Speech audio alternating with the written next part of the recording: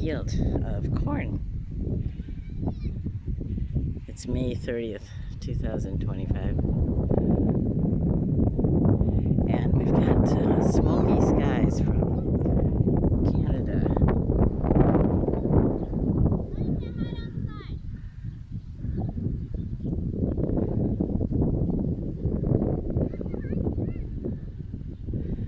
It's beautiful, isn't it? And there's a family out across from me. I don't want to invade their privacy. So, I just want to show you that.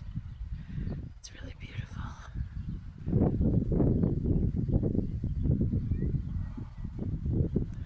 I hope you're having a great time, whatever you're doing. Wow, we've got some big power lines here.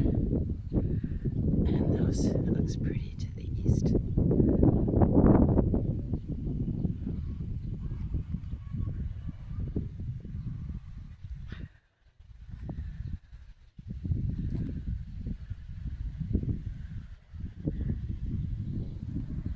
Wow, holy cow, that is so brilliant.